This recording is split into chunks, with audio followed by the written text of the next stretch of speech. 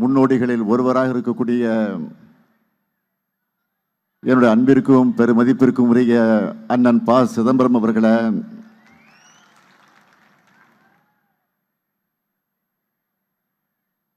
அதேபோல் முன்னாள் மத்திய மாநில அமைச்சராக பொறுப்பேற்று பல்வேறு பணிகளை ஆற்றியிருக்கக்கூடிய நாடாளுமன்ற உறுப்பினர் அன்புக்குரிய அருமை சகோதரர் திருநாவுக்கரசர் அவர்களே, மாண்புமிகு அமைச்சர் மெய்யநாதன் அவர்களே,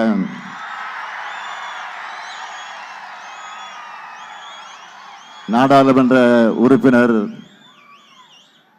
செல்வி ஜோதிமணி அவர்களே,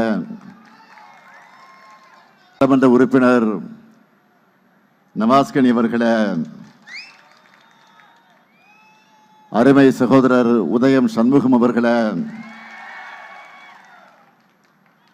சட்டமன்ற முன்னாள் உறுப்பினர்கள் அருமை நண்பர் பெரியனரசு அவர்களே,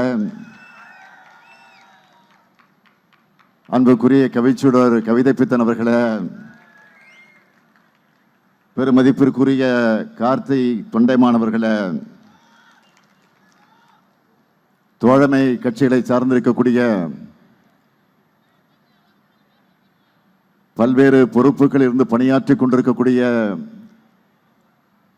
பொறுப்பாளர்களே, அமைப்பாளர்களே, நிர்வாகிகளே, செயல் வீரர்களே, தோழமை கட்சிகளை சார்ந்திருக்கக்கூடிய நண்பர்களே, தலைமை கழகத்தினுடைய நிர்வாகிகளே, புதுக்கோட்டை மாவட்ட கழகத்தினுடைய நிர்வாகிகளே,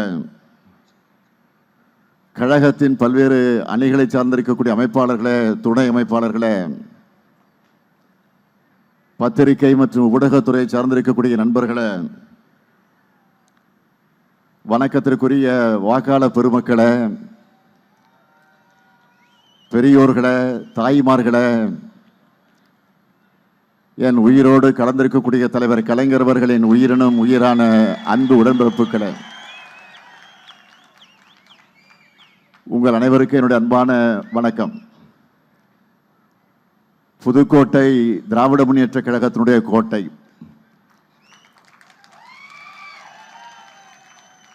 தொடர்ந்து இரண்டாவது முறையாக திமுக ஆட்சி அமைக்க, புது வரலாற்றை படைக்க புதுக்கோட்டைக்கு வந்திருக்கிறேன்.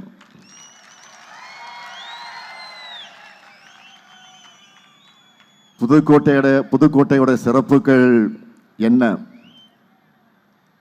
குகை கோவில்கள், கல்வெட்டுகள்,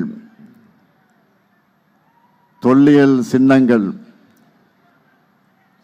என எங்கு பார்த்தாலும் தமிழ்நாட்டின் பண்பாட்டையும் வரலாற்றையும் சொல்லக்கூடிய ஊர்தான் புதுக்கோட்டை.